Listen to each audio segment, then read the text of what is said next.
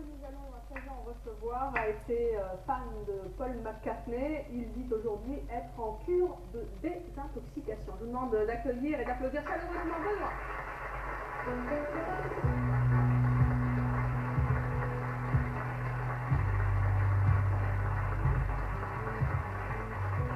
Benoît, bonjour, vous avez 36 ans. Oui, oui. Vous êtes professeur de biologie.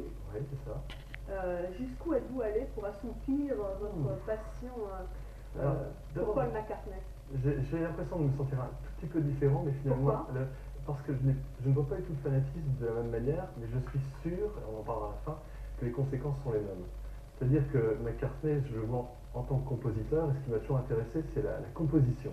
Non mais attendez, vous avez quand même fait des choses absolument extraordinaires pour approcher votre idole. Alors, sûrement le plus grand dérapage possible a été de m'amuser à aller fouiller dans les poubelles de son studio personnel.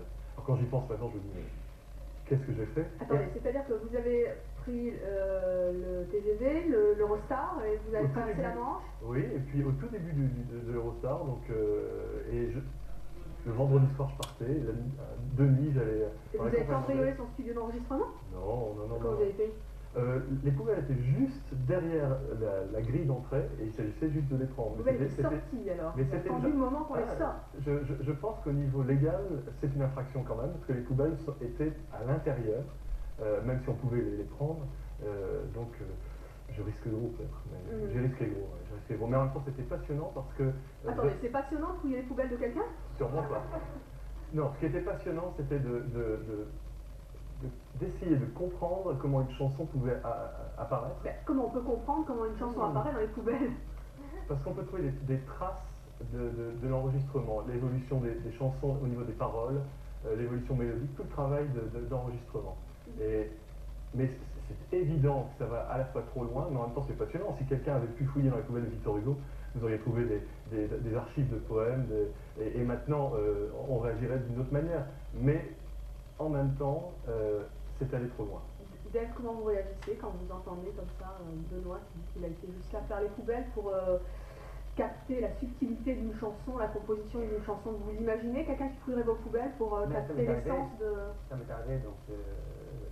mais la fan, d'ailleurs, c'est une fille qui a fouillé dans les poubelles.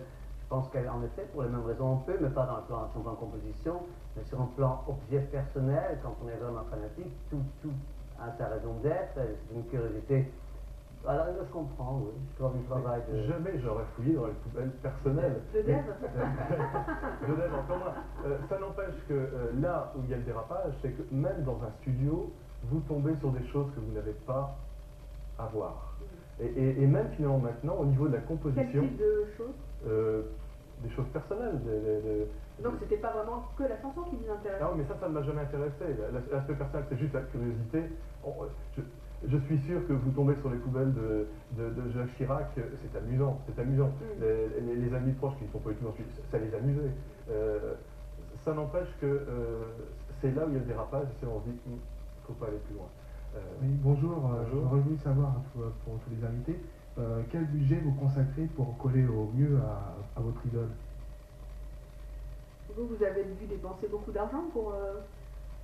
J'avais de la chance parce que c'était à l'époque où l'Eurostar ne marchait pas trop, donc ils faisaient des promotions, j'avais acheté des billets. Et vous, Johnny? J'ai la chance que mon épouse me fait tous les choix de scène.